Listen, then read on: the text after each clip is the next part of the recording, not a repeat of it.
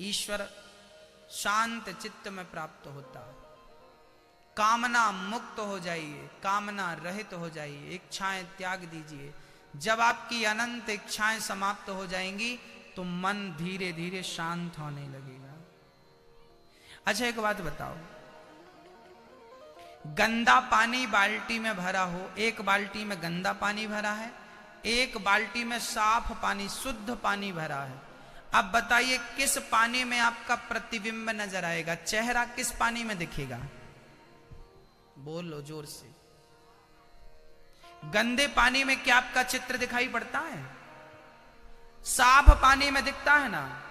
यदि पानी साफ हो तो आपका प्रतिबिंब चित्र नजर आता है, पानी गंदा हो तो नजर नहीं आता। मन गंदा होगा तो उस गंदे मन में भी ईश्वर का चित्र नजर नहीं आएगा। मन शुद्ध हो जाएगा तो ईश्वर का चित्र नजर आएगा मन मंदिर में। फिर भगवान को देखने तीर्थ नहीं जाना पड़ेंगे, फिर भगवान की झलक आपको यहां दिखाई पड़ने लगेगी। हम तो कहते हैं मेरी मां आप अपने मन को दर्पण बना दीजिए। मन को क्या बना दीजिए? क्या बनाइए? क्या बनाइए? जोर से बोलो। दर्पण। यदि मेरे पास दर्पण है तो आपकी छवि मेरे दर्पण में आ जाएगी कि नहीं?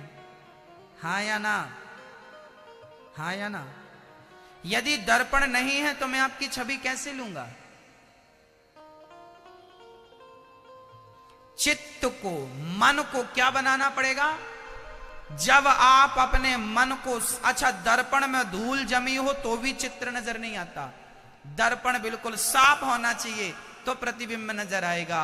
मन को, चित्त को दर्पण बनाइए और जिस दिन मन दर्पण बनेगा ईश्वर की छवि डाउनलोड हो जाएगी, ईश्वर दिखाई पड़ने लगेगा मन मंदिर में। यही मन मंदिर है। बाहर के मंदिर से काम नहीं बनेगा, भीतर के मंदिर से काम बनेगा। मंदिर बाहर नहीं होने चाहिए, मंदिर भीतर होना चाहिए। मंदिर पत्थर का नहीं होना चाहिए, मंदिर मिट्टी का नहीं होना चाहिए। मंदिर तो मन का होना चाहिए, मन मंदिर होना चाहिए। मन का मंदिर, मन ही मंदिर बन जाए तो ईश्वर से मिलना सहज हो जाएगा, सरल हो जाएगा। और यदि तुम पत्थर के मंदिर में भगवान को ढूंढते रहे तो फिर ढूंढते रहो। बाप दादे भी ढूंढते ढूंढते मर गए।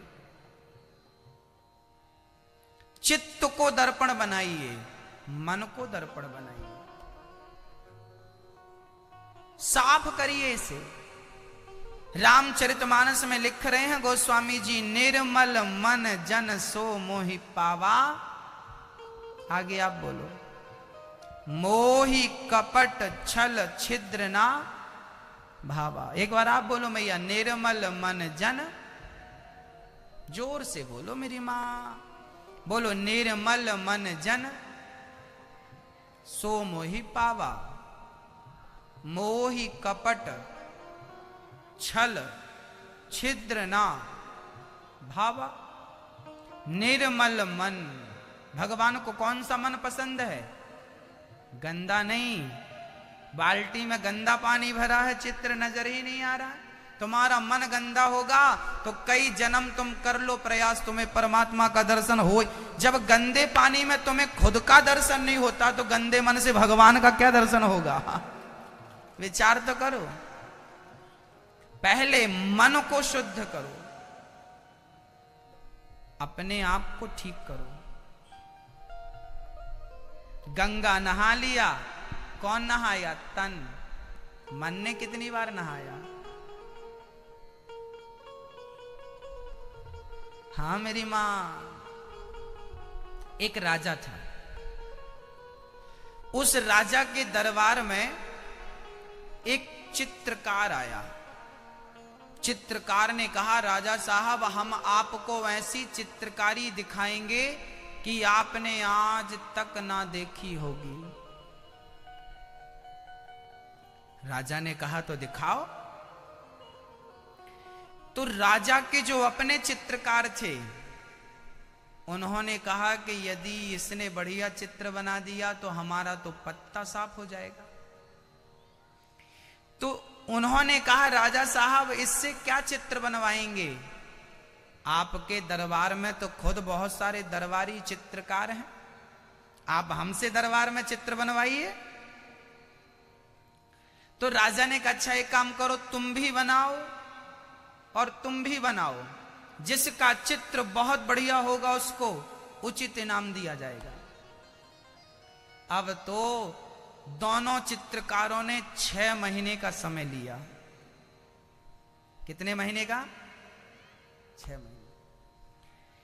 एक दीवार पर राजा के चित्रकारों ने चित्र बनाया और सामने दीवार बिल्कुल आमने सामने, समझिए ऐसे, एक दीवार ये थी, एक दीवार बिल्कुल आमने सामने।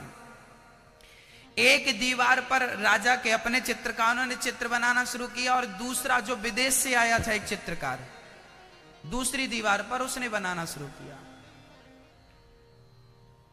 अब जो राजा के दरबारी चित्रकार थे, इन्होंने पेंट मंगाया, रंग मंगाया, ब्रश मंगाया और बढ़िया चित्रकारी शुरू की।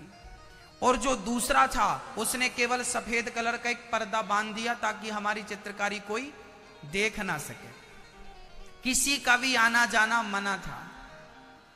अब राजा ने देखा कि महीना बीत गया, हमारे चित्रकारों ने तो खूब रंग मंगाया, भाई पेंटिंग बनानी है तो रंग तो लगेगा, पर हमारे चित्रकारों ने तो रंग मंगाया, ये मंगाया, पर इसने एक भी रंग नहीं मंगाया। राजा ने पूछा क्यों भाई तुम्हें रंग चाहिए? उसने कहा हमें रंग नहीं चाहिए। अब सब हैरत में पड़ गए, राम राम, बिना रंग का ये कैसा चित्र बनाएगा? और ये राजा के जो दरबारी थे ना, इन्होंने 6 महीने में इतना बढ़िया चित्र बनाया साहब, वाह। 6 महीना पूरा हुआ, लोगों को बड़ा संशय था कि इन्होंने तो रंग लेके चित्र बनाया है, ये बिना रंग के कैसा चित्र बनाया होगा। सबके अंदर उत्सुकता थी देखने की। 6 महीना पूरा हुआ, आज का दिन निश्चित हुआ। राजा ने कहा दिखाओ। राजा गए तो सबसे पहले अपने दरबारियों के, अपने चित्रकारों का चित्र देखा। राजा ने देखा वाह, इन्होंने गजब चित्र बना रखा था, कितना बढ़िया चित्र था। और बड़ी बड़ी सड़कें, ऐसा लग रहा था कि ये सही में सड़क है, इनमें चलो। ऐसे चित्र आदमी बनाए थे कि मानो बोल पड़ेंगे, इतने सजीव चित्र बनाए थे इन्होंने। ऐसी नदियां बनाई सजीव, मानो पानी बह रहा हो, ऐसी चित्रकारी। राजा ने कहा वाह, मेरे नगर में तुम जैसे चित्रकार हैं, मैं गदगद हो गया। अब उसकी बारी थी जिसने कोई रंग नहीं लिया। राजा ने कहा तू अपनी चित्रकारी दिखा। उसने पर्दा हटा दिया। तो पर्दा जब हटाया तो सारे लोग दंग रह गए। क्या था? उस चित्रकार ने उस दीवार को घिस घिस कर, 6 महीने वो घिसता रहा और घिस घिस कर उसने दीवार को दर्पण बना दिया। और जब दर्पण बना तो जो सामने चित्र था वही चित्र उस दर्पण में और भी सुंदर नजर आने लगा, और भी सुंदर नजर आने लगा। जो चित्र इनके दरबारियों ने बनाया था उसी चित्र का प्रतिबिंब उसके दर्पण पर पड़ा तो उस पे और सुंदर दिखाई पड़ने लगा। बस भक्तों, तुम कुछ ना करो, तुम अपने मन को केवल घिस घिस के दर्पण बना दो। जिस दिन दर्पण बना दोगे तो परमात्मा की छवि तुम्हारे दर्पण पर दिखेगी, तुम्हें आनंद प्राप्त हो जाएगा। यही ईश्वर को पाना है, यही है अंदर देखना, भीतर देखना। इसी को कहते हैं भीतर झांकना, अंदर देखना। चित्त को क्या बनाना? मन को क्या बनाना? दर्पण, दर्पण बना लो। बाहर मत देखो, अपने भीतर देखो। बुरा जो देखन मैं चला, बुरा न मिलिया कोय, जो दिल खोजा आपुना, हमसे बुरा ना कोई। एक राजा था, एक राजा था। आज बरसों बाद उसका मित्र लौटा, बचपन का मित्र आज बूढ़ा होकर लौटा, बुढ़ापे में लौटा। कहां गया था? बोले दुनिया की परिक्रमा करने गया था, दुनिया की यात्रा पे गया था, कई देशों की इन्होंने यात्रा की। आज राजा ने अपने मित्र का बड़ा स्वागत किया, क्योंकि वो मित्र उसका बचपन का लंगोटिया यार था, साथ में पढ़ते खाते थे। एक राजा बन गया और दूसरा दुनिया की यात्रा पे निकल गया। यात्रा करते करते पैदल यात्रा करी ना, बैलगाड़ी से यात्रा करी तो कई वर्षों लग गए। बुढ़ापा आज 70 साल की उम्र में लौटा। राजा ने अपने मित्र का स्वागत किया, मित्र आओ, ये बताओ मित्र कैसा रहा तुम्हारा दुनिया का भ्रमण, कैसी रही यात्रा? बहुत अच्छी थी, बहुत आनंद आया, बहुत अच्छी यात्रा थी।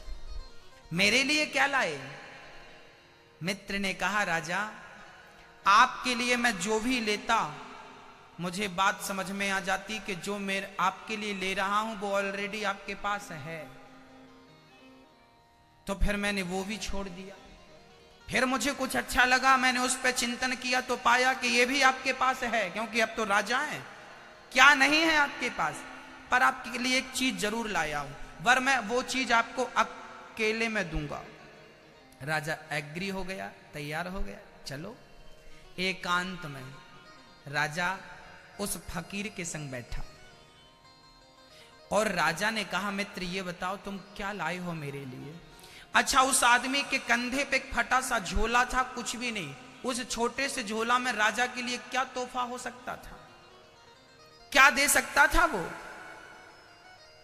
तब उस आदमी ने झोले से एक छोटी सी चीज निकाली, इतनी सी चीज, और राजा को दे दी, ये तुम्हारे लिए। राजा ने उसे खोला तो वो 4 पैसे का दर्पण था। क्या था? क्या था? क्या था? क्या था? दर्पण, शीशा। राजा ने कहा मुझे समझ नहीं आया मित्र, तुम मेरे लिए ये लेकर आए हो? तब उस मित्र ने गजब की बात कही, मित्र तुम राजा हो, तुमने दुनिया के दोष बहुत देखे होंगे, दुनिया के लोगों के दोष बहुत देखे हैं, ये दर्पण तुम्हारे लिए, जब कभी फुर्सत मिल जाए तो इस दर्पण में तुम अपने आप को देख लेना, अपने आप को देख लेना। बस भक्तों, जिस दिन आपने अपने आप को देख लिया उस दिन ईश्वर को देखना सरल हो जाएगा।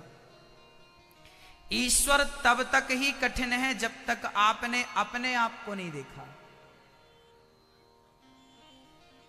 ईश्वर उस दिन सरल हो जाएगा जिस दिन आपने अपने आपको देख लिया। अच्छा, आपसे मैं पूछ रहा हूं, आप जितने लोग यहां बैठे हैं, दिल में हाथ रखकर बताइए, आपने दूसरों को बहुत बार देखा होगा, क्या सच बताइए आपने अपने आप को आज तक देखा? दर्पण में आपने केवल अपनी शक्ल देखी होगी, अपना व्यवहार और अपना स्वभाव आपने कभी नहीं देखा होगा। आज आप अपना व्यवहार, आपका व्यवहार जमाने के प्रति कैसा है, आपका स्वभाव दुनिया वालों के प्रति कैसा है, एक बार अपने आप को दर्पण में देखिएगा कि आप कैसे हैं। कहीं आप झूठे तो नहीं हैं, कहीं आप कपटी तो नहीं हैं, कहीं आप धोखेबाज तो नहीं हैं? यदि हैं तो दर्पण क्लियर बताएगा कि झूठा तू नहीं है, झूठा तो मैं हूं, कपटी तू नहीं है, कपटी तो मैं हूं। कभी आपको फुर्सत मिले ना मेरी माँ, तो आप लोग भी दर्पण देख लेना अपने आप को। और मैं तो कहूंगा कि मैं 7 दिन में आपको एक छोटा सा दर्पण दे के जाऊंगा, भक्ति का दर्पण, ज्ञान का दर्पण, वैराग्य का दर्पण। कभी फुर्सत मिले तो इस दर्पण में अपने आप को झांक लेना, अपने आप को देख लेना।